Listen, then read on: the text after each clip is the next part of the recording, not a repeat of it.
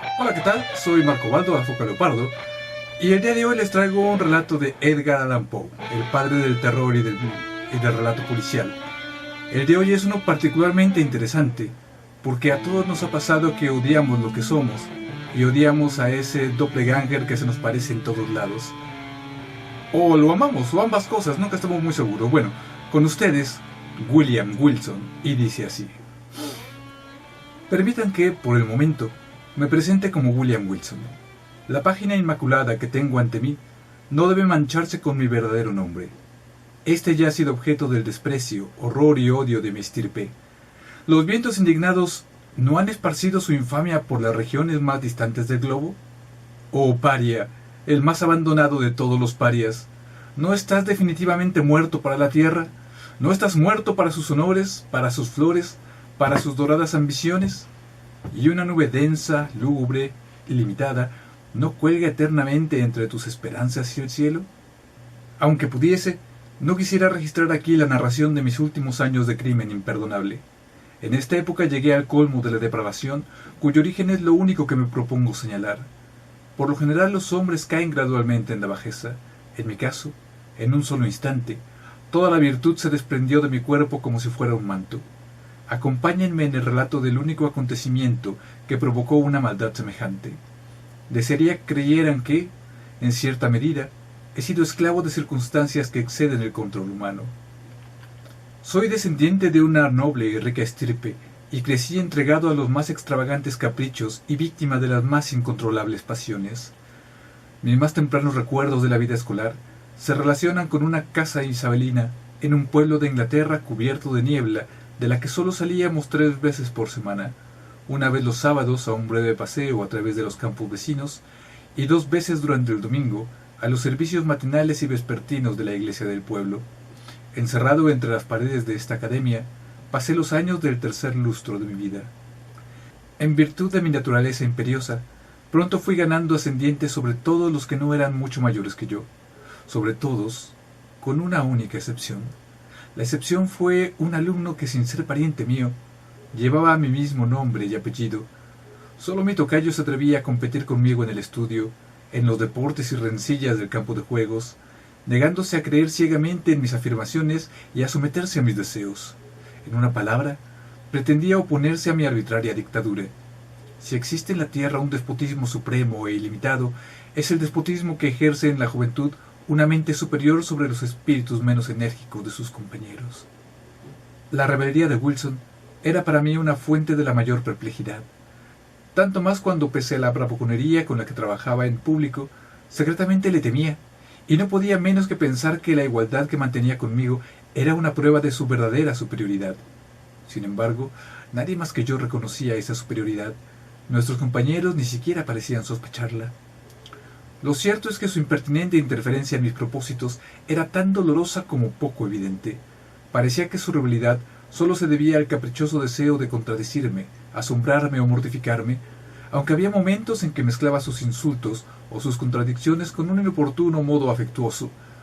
Solo yo podía concebir ese comportamiento como el producto de una suficiencia que adoptaba el tono vulgar de la condescendencia y la protección. Quizá fuera este último rasgo en Wilson, junto con nuestros nombres idénticos y la simple coincidencia de haber ingresado el mismo día en la escuela, lo que entre los alumnos de los cursos superiores dio pábulo a la idea de que éramos hermanos. Ya he dicho que Wilson no estaba ni remotamente emparentado con mi familia, pero con seguridad, de haber sido hermanos, hubiéramos sido mellizos, porque después me enteré por casualidad que mi tocayo había nacido el 19 de enero de 1813, y esta es una coincidencia bastante notable, pues se trata precisamente del día de mi natalicio. Tal vez parezca extraño que, pese a la continua ansiedad que me causaban la rivalidad de Wilson, no podía resolverme a odiarlo. Casi todos los días manteníamos una discusión en la que me cedía públicamente la palma de la victoria, aunque de alguna manera me hacía sentir que era él quien la merecía.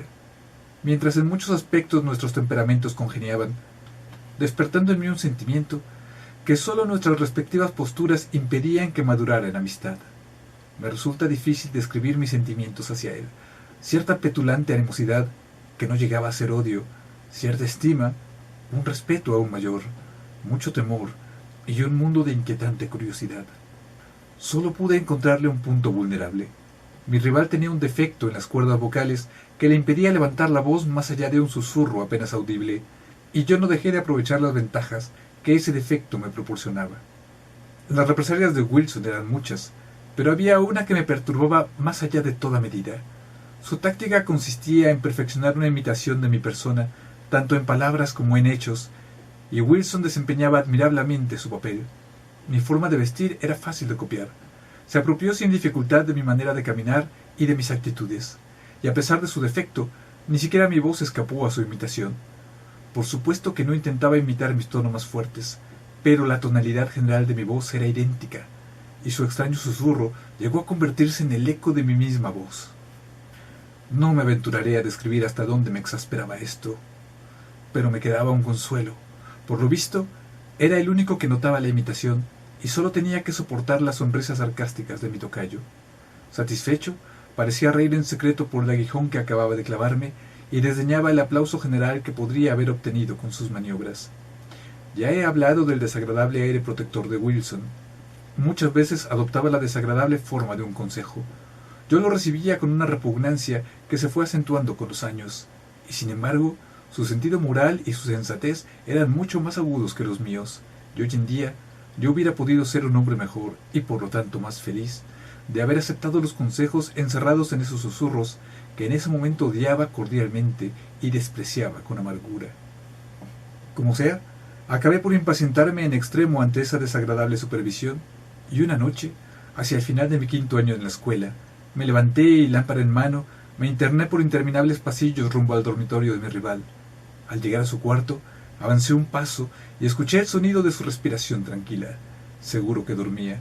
Me aproximé a la cama. Esta se hallaba rodeada de pesadas cortinas. Las aparté en silencio hasta que los rayos de luz iluminaron de golpe al durmiente, mientras mis ojos se clavaban en su cara. Lo miré e instantáneamente quedé petrificado, helado. Respiré con dificultad. Me temblaban las rodillas y mi espíritu era presa de un horror sin sentido, pero intolerable. ¿Eran esos los rasgos de William Wilson? Lo miré fijo mientras mi cerebro era presa de un torbellino de pensamientos incoherentes. No era esa su apariencia, seguramente no era esa cuando estaba despierto.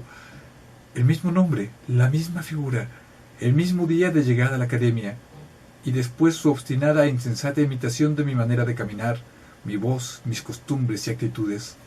¿Estaría en verdad dentro de los límites de las posibilidades humanas que lo que ahora veía fuese meramente el resultado de su constante y sarcástica imitación? ¿Acaso era mi hermano gemelo? Despavorido y cada vez más tembloroso apagué la lámpara, salí en silencio del cuarto y abandoné en el acto los salones de esa vieja academia a la que no regresaría jamás. Después de pasar algunos meses holgazaneando en casa, me hallé convertido en un estudiante de Oxford. Hacia allí me trasladé.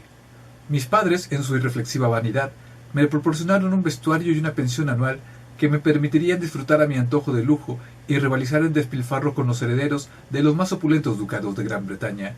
Mi temperamento se desbordó con renovado ardor y mancillé los más elementales normas de decencia. Basta decir que fui más despilfarrador que el mismo Herodes, y que dando nombre a una multitud de nuevas locuras, agregué un apéndice al catálogo de vicios entonces habituales en la más disoluta universidad de Europa. Había estado 2 años exitosamente entregado a estas actividades, cuando llegó a la universidad un joven noble, de apellido Glendinning, tan rico como Herodes Ático según los rumores. Pronto me di cuenta de que era un simple, y naturalmente lo invité a jugar con frecuencia, y con la habitual artimaña del tahur, le permití ganar sumas considerables para moverlo más eficazmente en mis redes. Una vez maduros mis planes, me encontré con él en las habitaciones de un compañero llamado Preston. Para mayor disimulo, conseguí reunir un grupo de 10 personas y me las ingenié para que la propuesta de jugar a las cartas pareciera accidental y la sugiriera la misma víctima. Dilatamos el juego hasta altas horas de la noche, y por fin Glefinding quedaba como mi único adversario. El resto de los invitados, interesados por nuestra partida, nos rodeó. El parvenú, a quien al principio de la noche logré inducir a beber en abundancia, jugaba con una nerviosidad que su ebriedad solo en parte podría explicar. En menos de una hora me debía un imperio. Para mi sorpresa, percibí en él una palidez verdaderamente espantosa. Me sorprendió porque Geldring me había sido presentado como inmensamente rico, pero algunas frases dichas a mi alrededor me dieron a entender que acababa de provocar su ruina total. Hubo algunos instantes de profundo silencio durante el que me ardieron las mejillas ante las miradas de desprecio y de reproche que me dirigían los menos viciosos del grupo, y el peso intolerable de mi ansiedad se vio aliviado por una repentina y extraordinaria interrupción. Las puertas de la habitación se abrieron de par en par con un ímpetu tan vigoroso que se extinguieron todas las velas del cuarto, pero percibimos la entrada de un desconocido, aproximadamente de mi estatura, completamente envuelto en una capa. Antes de que nadie pudiera recobrarse de la sorpresa, oímos la voz del intruso. «Señores», dijo en una voz baja y clara, en un susurro jamás olvidado que me estremeció hasta la médula. «Por favor, examinen con cuidado el paño de su manga izquierda». Al terminar de hablar, salió tan abruptamente como ya llegado. No tuve tiempo de reflexionar. Varias manos me aferraron con rudeza y de inmediato se volvieron a prender las luces. Enseguida me registraron. En el forro de mi manga encontraron las cartas esenciales en el écarté. Cualquier explosión de indignación me hubiese afectado menos que el silencioso desprecio con que lo recibieron. «Señor Wilson», dijo nuestro anfitrión, inclinándose para levantar del piso una lujosa capa de pieles excepcionales. «Señor Wilson, esta capa es suya. Espero que comprenda la necesidad de abandonar Oxford y, en todo caso, salir inmediatamente de mis aposentos». Envilecido, humillado como estaba, es probable que hubiera respondido a tan exasperante lenguaje con un arrebato de violencia si en ese momento mi atención hubiese sido atraída por un hecho sorprendente. La capa que me había puesto para la reunión era de pieles poco comunes y extravagantemente costosas.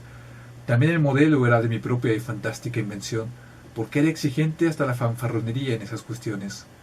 Por eso, cuando el señor Preston me alcanzó la que acababa de levantar del piso, vi, con un asombro que se acercaba al terror, que yo tenía mi propia capa colgando del brazo, y la que él me entregaba era absolutamente idéntica en todos y cada uno de los detalles.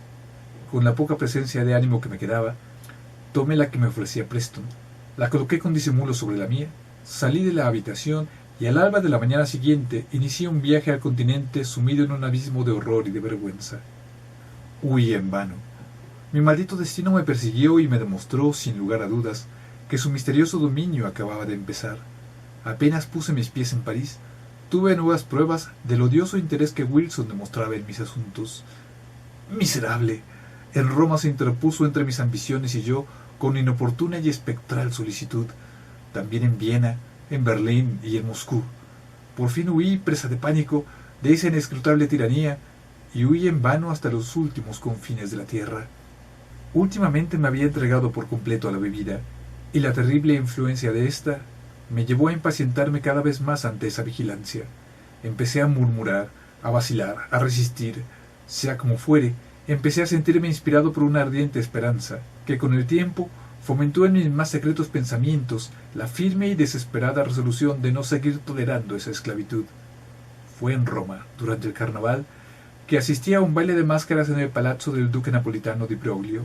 Me dejé arrastrar con más libertad que de costumbre por el exceso de bebida, y luego la atmósfera sofocante de los salones atestados me irritó hasta un punto intolerable, porque buscaba ansioso, permítanme no decir con qué indigno motivo, a la joven, alegre y hermosa esposa del anciano y tambaleante di Broglio.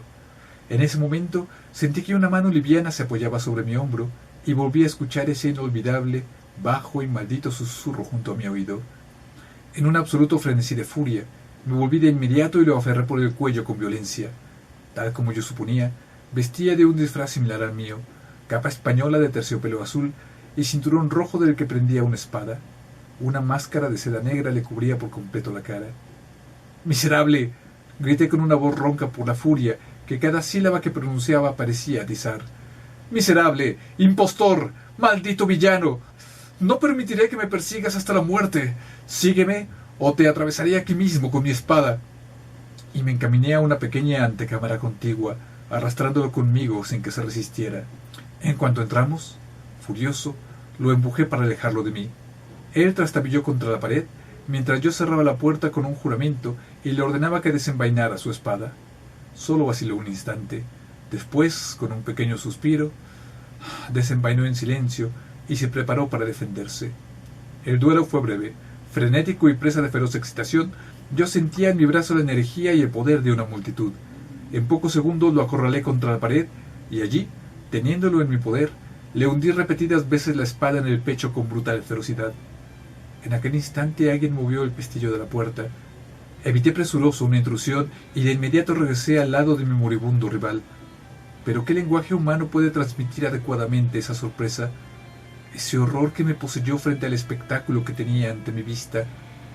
El breve instante en que aparté la mirada pareció ser suficiente para producir un cambio en aquel extremo lejano de la habitación. Un gran espejo, en mi confusión al menos, eso me pareció al principio, se alzaba donde antes no había nada, y cuando avancé hacia él, en el colmo del espanto, cubierta de sangre y pálida la cara, mi propia imagen vino tambaleándose hacia mí. Eso me pareció, digo, pero me equivocaba. Era mi antagonista. Era Wilson quien se erguía ante mí, agonizante. Su máscara y su capa yacían en el suelo donde las había arrojado. Cada hebra de su ropa, cada línea de los marcados y singulares rasgos de su cara eran idénticos a los míos.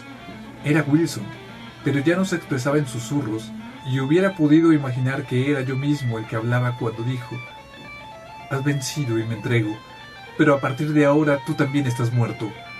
Muerto para el mundo, para el cielo y para la esperanza. En mí existías.